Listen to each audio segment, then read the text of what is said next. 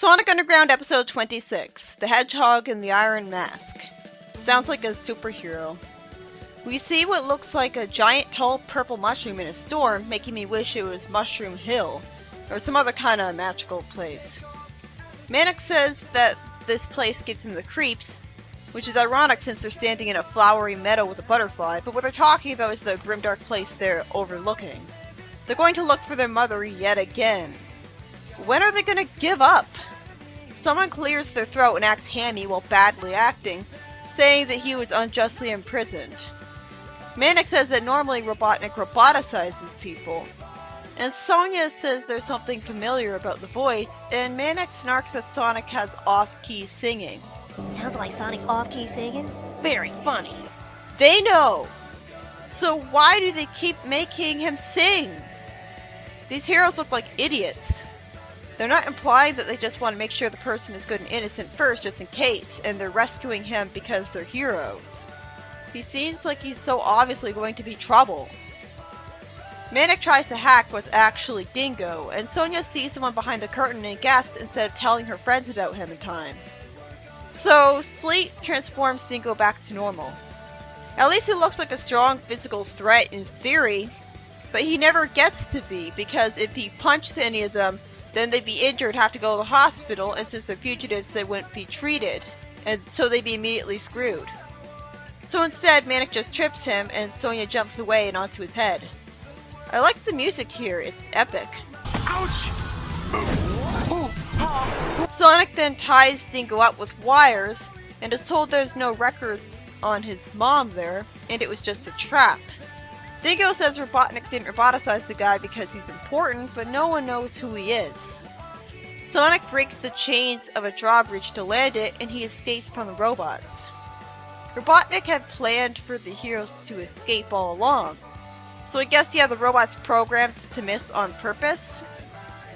Sonia tries to show people photos of the man imprisoned in the tower, and they refuse to tell them about it out of fear. At least that's what I assume is happening, since they don't say, I don't recognize him. He just looks like he's scared of him, and thus proving that he's a bad guy.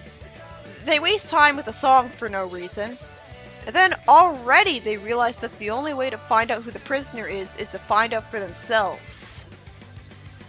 But shouldn't it be obvious that he's evil, that he's in prison for a reason? It's not hindsight reasoning, because I assumed he was evil right from the start. Then the prisoner compassionately tells Sonic to leave him and save himself. So once again, the show seems to have gone for the it's so predictable, oh wait, never mind, like the Dust Dooms episode. Robots show up and the heroes defeat them. Sonia makes one explode by throwing something at him.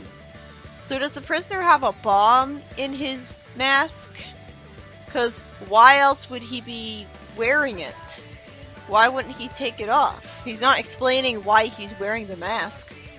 Dingo falls as the heroes slide down to escape with the prisoner. Dingo fell from quite a height to land on the cage, and then it crashed into the ceiling and falls again. Logically, he should be dead. It's not like he was genetically engineered to be the perfect invincible super soldier. I guess people would consider that to be too dark, for some reason. Manic says he should bust him out of his headgear, figuring out that the headgear is a bad thing instead of assuming that he's wearing it by choice. And the guy tells him that he really shouldn't unlock the mask.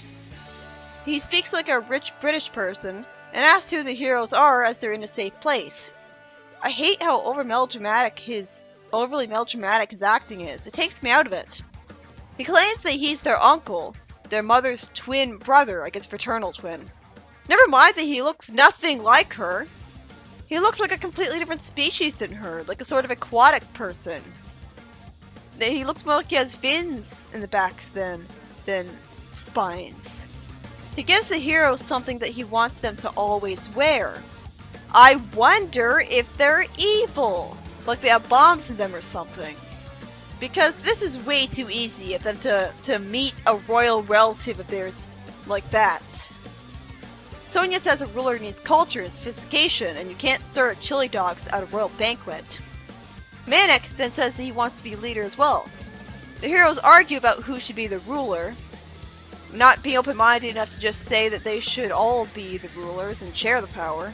And Sonic says that when he's the ruler, he's sure that he could work something out for them, without saying that it would be that they'd all share power, which might have stopped their entire argument. Although I guess they're being power greedy and they want all the power for themselves? I mean, they're not perfect, after all.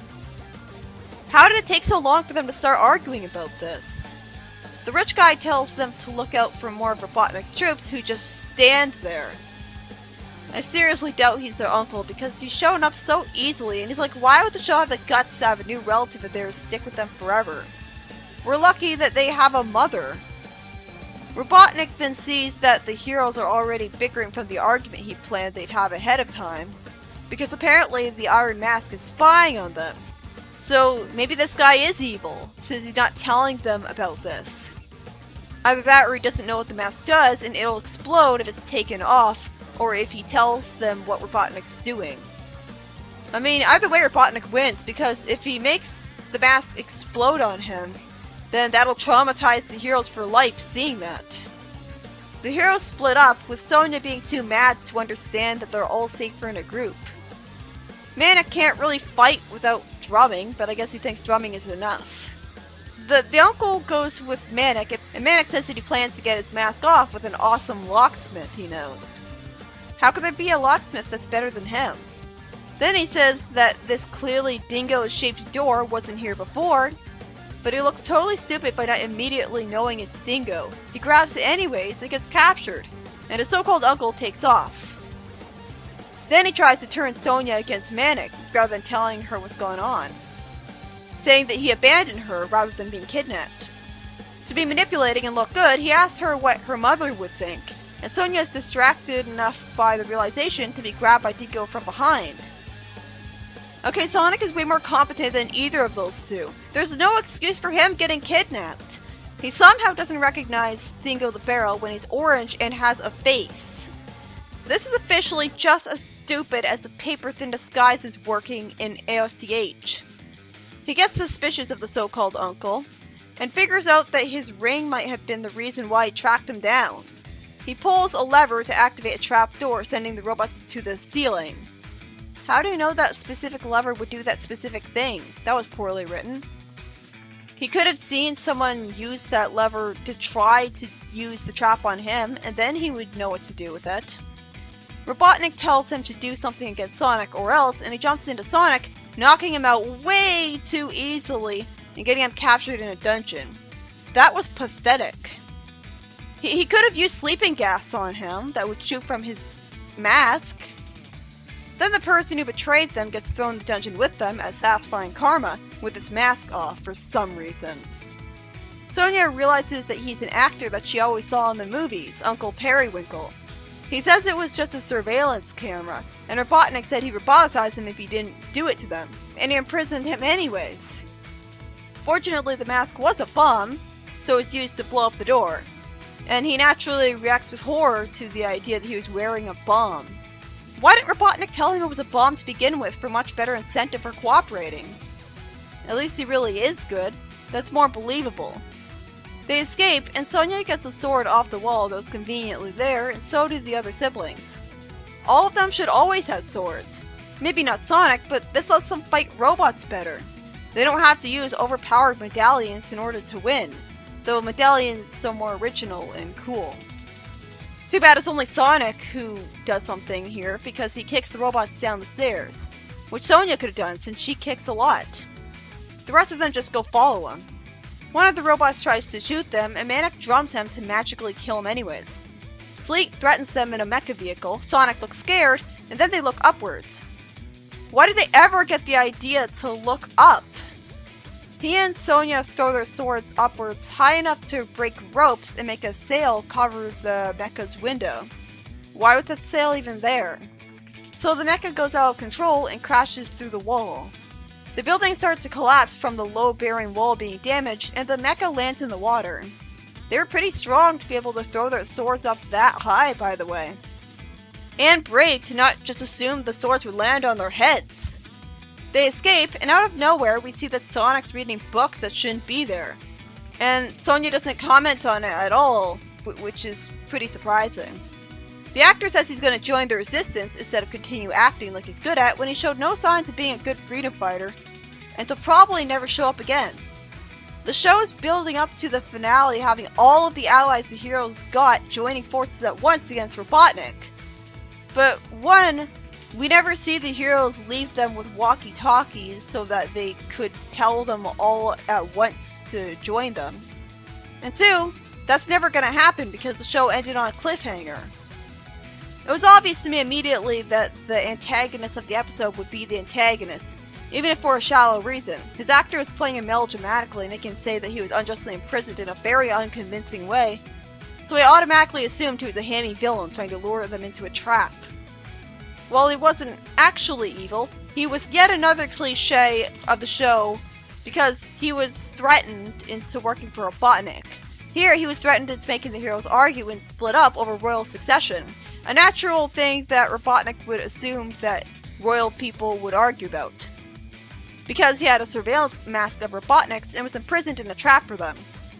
It shows how clever Robotnik really is in this show, which is much better than OSCH, because he can understand someone's personality and use it against them. Like Fleetway Sonic, when Robotnik was omnipotent, he still managed to trick him into letting him win. Fortunately, the mask really was a bomb, so it lets the heroes escape, logically. My question is, why the hell did his mask get removed in the first place? That's the only reason they were able to escape the dungeon. Couldn't they have used the medallions? And when did Sonic's handcuffs break so he'd be able to throw his sword up at some rope? My biggest problem with the episode, though, was how stupid the heroes were to not immediately recognize Dingo and his transformations when they always are orange and tend to have his face on them. It's a very stupid art decision that does nothing but make the characters look idiotic, taking you out of it completely. Well, the only meta reason is because they want the audience to know it's Dingo ahead of time. For no reason. All they do is make you mad at the heroes. This is officially almost as bad as Sonic's disguises.